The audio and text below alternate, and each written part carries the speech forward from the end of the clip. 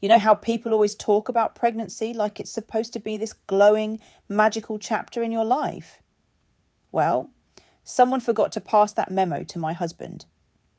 The second I shared the news, instead of popping champagne or hugging me in excitement, he morphed into some paranoid investigator.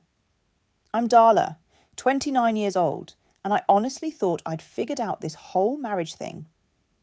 Gabe and I have been together for 6 years, steady jobs, married life, cosy little house with a lawn and a white fence, the picture perfect setup. I manage a retail store, not exactly glamorous, but it pays the bills. Gabe works in logistics or inventory systems, the kind of technical stuff I zone out on when he starts explaining. The point is, we had stability. Or at least I thought we did. The whole mess started about 4 months ago. Out of nowhere, I got a text from Andrew, my ex from college. And before you start assuming, it was nothing scandalous. He just popped up with a casual, "Hey, how's life treating you?" And yes, I answered. Because what am I supposed to do? Ignore someone completely? I'm not that person. Sure, Andrew and I had a past, but that was ancient history. I'm married now, he knows that, and it's not like we were plotting some secret escape together. Still, Gabe somehow stumbled across the conversation. I don't even know how. Maybe he caught a notification or happened to glance at my phone. I wasn't exactly hiding it. But when he asked, I told him the truth. Andrew and I were just catching up, the way old friends sometimes do. Instead of taking my word for it, Gabe gave me this sharp, searching look and started pressing me with questions. When did he message? What exactly did he say? Why didn't you mention it right away? It felt like an interrogation over something harmless. I've never given him a reason to mistrust me. I said it wasn't a big deal, just two adults being polite, but he wouldn't drop it. His persistence got under my skin and I probably snapped back because honestly, how insulting can it get? I chose Gabe. I married Gabe. What more proof of commitment did he need? From that point on, things started unravelling. He became watchful, even sneaky. I'd catch him looking through my phone when he thought I wasn't around, or he'd quiz me about where I was going, how long I'd be gone. It felt controlling. I started holding my phone closer, not because I had anything to hide, but because his snooping made me uncomfortable. Everyone deserves a bit of privacy, right? And yes, Andrew and I continued messaging now and then, but nothing inappropriate. We shared jokes, swapped memes, reminisced about silly college stuff. Innocent. Then last month, I got the news we'd been waiting for. I was pregnant. After trying for a while, it finally happened. I couldn't wait to tell Gabe. I imagined him lifting me up, crying tears of joy, all that movie scene magic. Instead, when I told him, his reaction left me frozen. He didn't smile, didn't shout in excitement. He just stared at me and calmly asked, "When exactly did you ovulate?" Like I keep a scientific logbook by my bed. The moment felt tainted. Instead of celebrating, he was already crunching numbers in his head like some forensic analyst. I told myself he was just shocked, maybe nervous about fatherhood. But over the next few days, his behaviour got even stranger. He'd watch me when I texted, suspicion in his eyes, even when it was just my mom or a co-worker. He began dropping these loaded questions. When we last slept together, what days my cycle landed on, why I kept texting Andrew. It was exhausting. The idea that my husband was analysing our sex life like it was a math equation disgusted me. Who thinks like that when their wife announces a pregnancy? I wanted to scream that his paranoia was killing the joy of what should have been the happiest time of our lives. But the Andrew thing loomed larger and larger. The truth is, yes, Andrew and I were talking more often. He was in the middle of a messy breakup, and I was trying to be a supportive friend. Nothing romantic, nothing physical, just lending an ear. Gabe couldn't grasp that. His response was always the same. Why are you giving your ex so much attention when you're married to me? And my answer was always the same. Because we're friends. Because I don't need your permission to be kind to someone going through a rough patch. But Gabe didn't hear me. Instead, he began treating me like I was on trial. He'd ask who I was messaging every time my phone lit up. He wanted to know my every move when I left the house. I once caught him rifling through my purse. When I confronted him, he claimed he was just looking for gum. As if I'd believe that. The more suspicious he became, the more protective I got over my phone. Not because of guilt, but because his constant checking felt suffocating. Eventually, I started deleting conversations with Andrew. Not because they were inappropriate, but because Gabe's obsession turned harmless texts into evidence in his mind. The irony was thick. The more I protected my privacy, the more convinced he became that I had something to hide. Then came the night he laid out his case. He sat me down, said we needed to discuss the timeline. I didn't realise until later he'd been keeping track of my cycle, of when Andrew messaged me most often, of when we had sex. He laid it out like he was prosecuting a crime, asking if I could understand his doubts. I nearly lost my mind.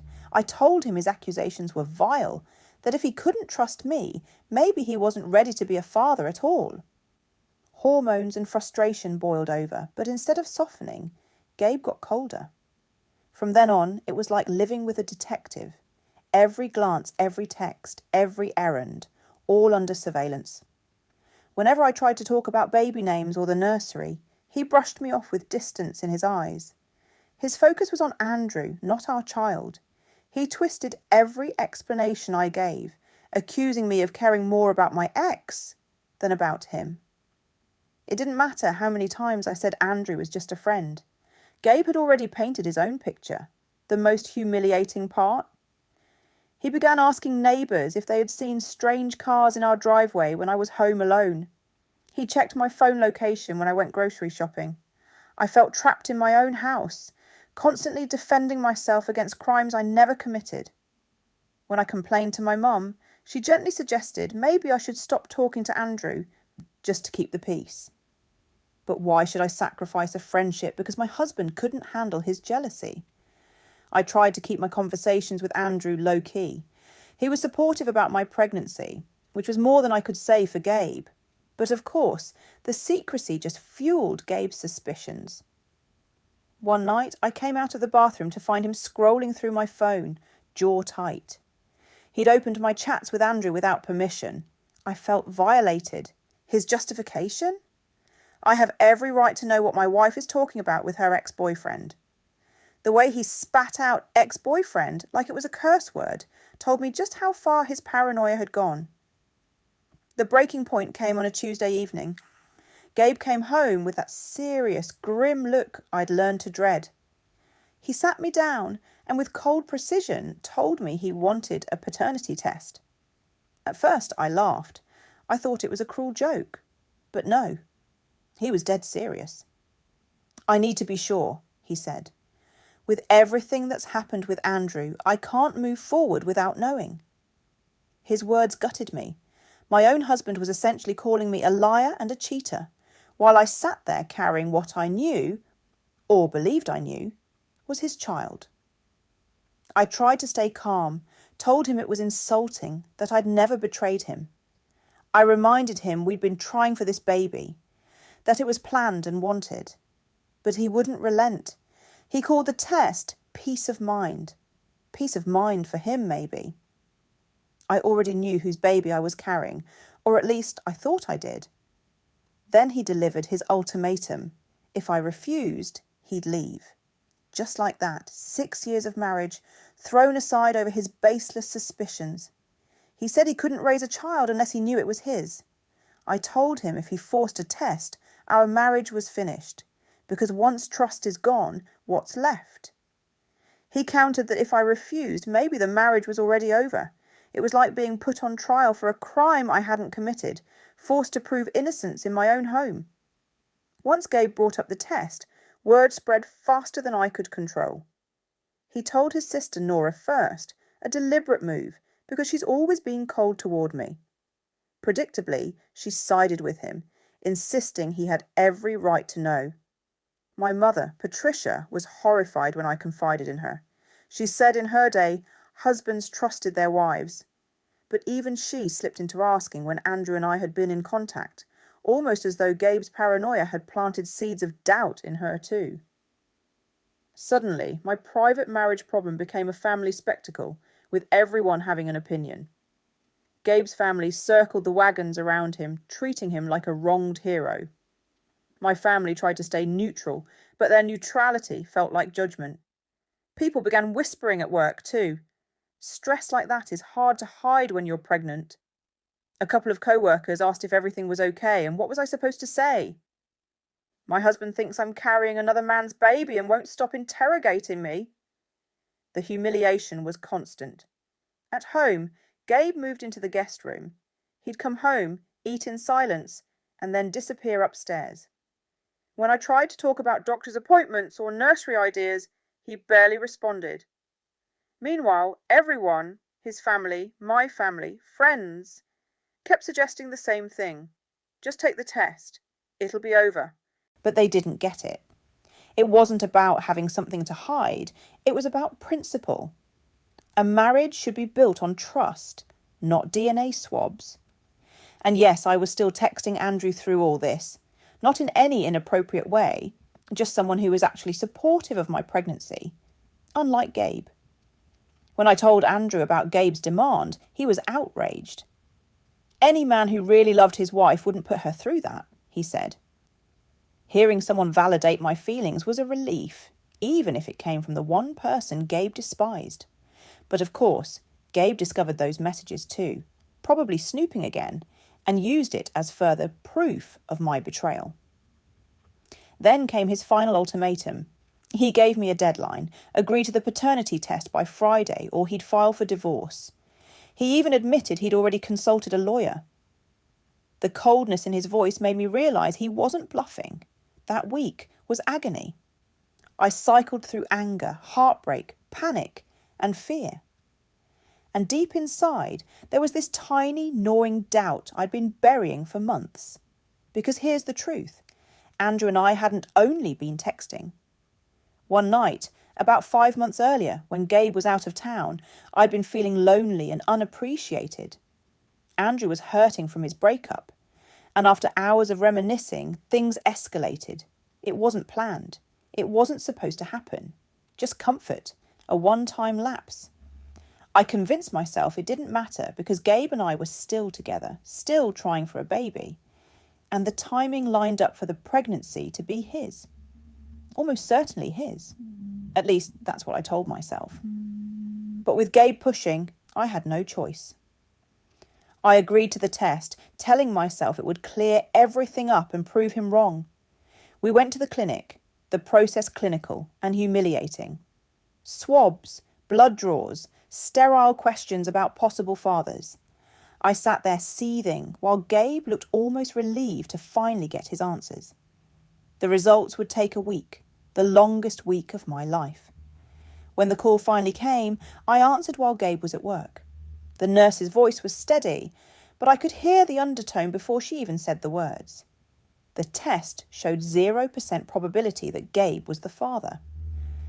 I hung up shaking, called back to confirm, praying for some mistake. But no, the results stood. I didn't tell Gabe right away. I needed time to think, to figure out how to explain one night of weakness without losing everything. Because in my heart, one mistake didn't erase 6 years of marriage. One mistake didn't define me. But when Gabe came home that night, he already knew. The clinic had called him too. He sat there, calm, but triumphant, like he'd finally solved the mystery. I tried everything, claimed the test could be wrong, suggested a second opinion. When that didn't work, I confessed. But softened it, framing it as emotional cheating that spun out of control, not premeditated betrayal. I begged him to see it as a lapse, not a deliberate choice. But Gabe's face stayed cold. He said the betrayal wasn't just the cheating, it was the months of lying, the gaslighting, the way I made him question his own sanity. I can't trust anything you say anymore, he told me. From there, everything moved fast, too fast. Gabe had already met with lawyers, already secured his finances, already planned his exit. I was left scrambling, pregnant and desperate, trying to find an apartment and figure out how to survive on my retail job. His family praised him for standing strong. My family was disappointed but restrained, as though neutrality was some kind of virtue. Even my friends acted like his paranoia had been justified. 3 years later, I'm a single mom working 2 jobs. Gabe's engaged now to a nurse he met at some community programme. Everyone gushes about how stable and happy they look, how she understands him in ways I never did. Good for them. I'm done carrying guilt. Because here's the thing, Gabe could have chosen differently. He could have fought for us. He could have seen my conversations with Andrew as harmless instead of evidence of betrayal. He could have trusted me, supported me, celebrated with me when I told him I was pregnant. But instead, he chose doubt. He chose suspicion. He chose to tear apart our marriage in search of certainty. Do I regret that night with Andrew?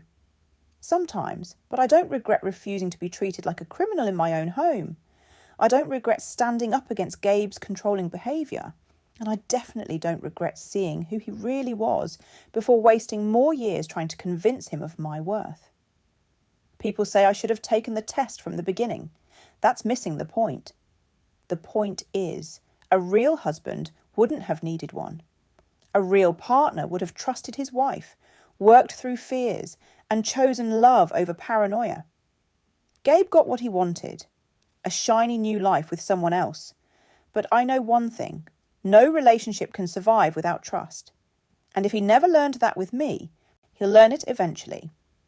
If you enjoyed this story, don't forget to like the video, subscribe to the channel and hit the bell icon so you never miss the next one.